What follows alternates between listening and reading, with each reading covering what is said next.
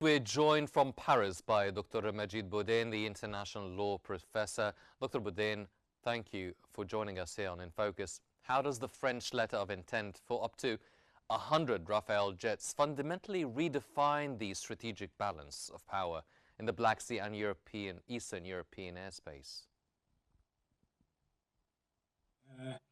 The letter by itself is just a letter, as we say, but it's a commitment.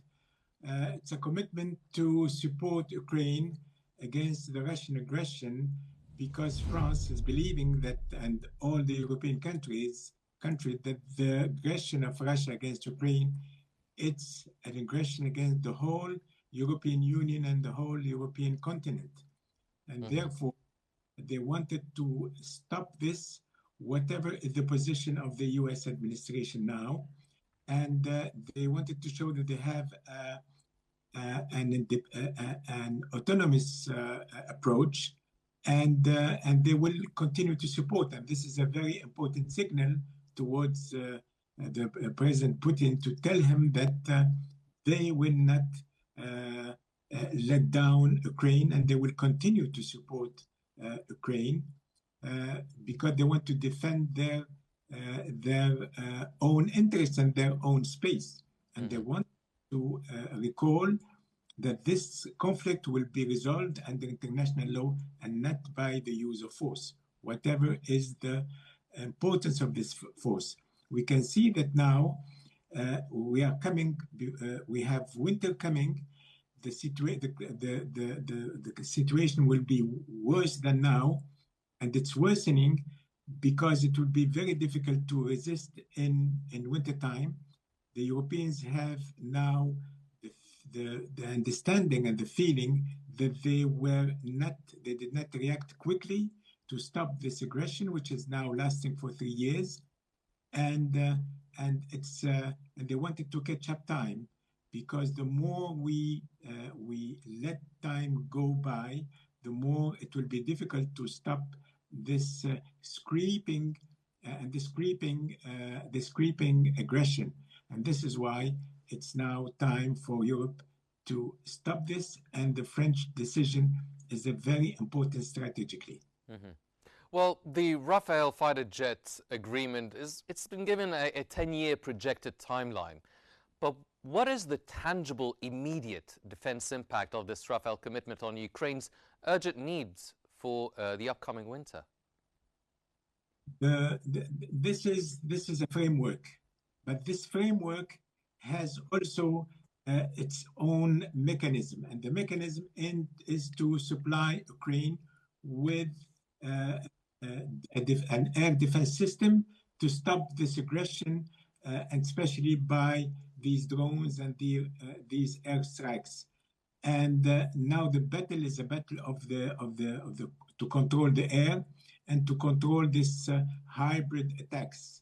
So the matter is going on, and the supply is going on the field every time, every moment now, and it will be intensified. So it will have a lower impact before wintertime and during wintertime. Well, speaking of frameworks, what are the precise legal and financial mechanisms required to translate the promises of SAM-T air defenses and drone co-production into the operational assets on the ground? It will be a cooperation because Ukraine has very important skills from the Soviet Union engineering system, which was very performative, and so and they have a very important aircraft industry, and so they are going to rehabilitate the facilities in Ukraine, the skills of the people, and they will supply with technical advisors and production on site in Ukraine. How it will be on the financial side, this will be compensated by what the European Union will take on the interests of the funds of the Russian funds, which are held under custody now in in the European Union, and especially in the European banking system compensation. This compensation is in Brussels, and it's raising very important strategical issues and legal issues, and how the European Union can take some money from these funds which are belonging to the Russians. But on the other hand, Ukraine is entitled to claim compensation for the aggression, and this is a very plain matter. Russia has made an aggression, it has made damages, it has caused damages. The causal link between the damages and it's the cause, which is the aggression, is established clearly. So the European Union is founding their decision on this probability and this evidence, let's say, so they can take at least from the interest to finance the needs of Ukraine, to obtain a supply.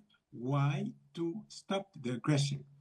And this comes from a legal aspect in the obligation of Ukraine to minimize and to minor and to diminish the harm it is receiving from Russia. And this mitigation obligation will allow technically and legally Ukraine to put its hands on Russian money around the world. Yes. And by these techniques, they could supply and they could finance these very important strategical supply of the 100 Rafale aircrafts. Dr. Bouden, will this major long-term arms deal signed amid domestic challenges in Kiev establish a new precedent for Western security guarantees, particularly influencing the wavering US engagement? Well, here there is a kind of competition, and there is also a kind of understanding with the US administration. So the US administration, they know that this deal is going on, and they cannot stop it, and they will agree to it in a way, and this is why there is a cooperation, because also the President Trump, he doesn't want Russia to invade more territories in Ukraine and to not make an escalation, and therefore there is an agreement, in fact, but there is a competition because the Europeans are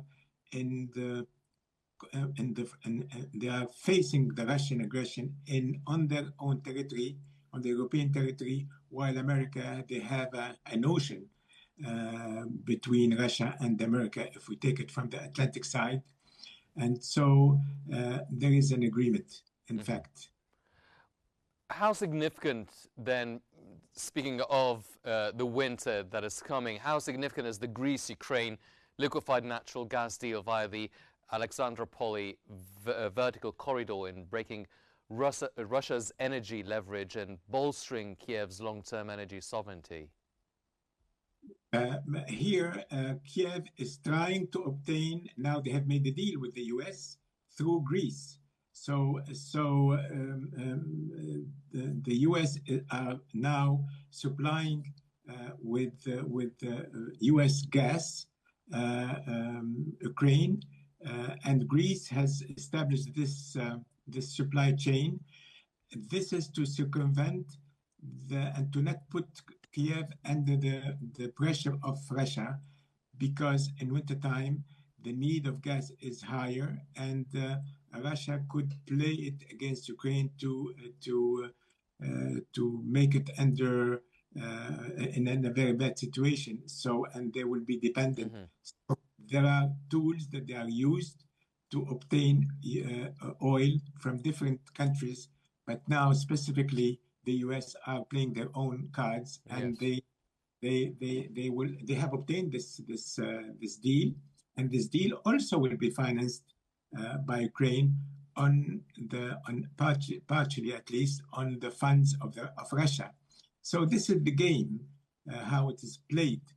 And Russia, if they go into an international court, they must face a counterclaim on damages. So this is why they don't want to go there, and they want to use only the arms to resolve the problem, and they think they can do it, but now they believe they know that they are not able to do it. Yes. They are fearing to go to an international court.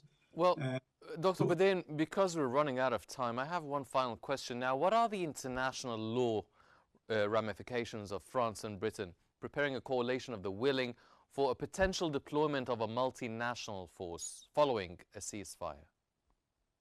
This is it has its own foundation under international law, and it's allowed by international law if Ukraine has agreed, and Ukraine has agreed to that. So there is an agreement between several countries, and this is a treaty. And if there is a treaty, it's legal and it's binding the parties to this treaty, but only these parties.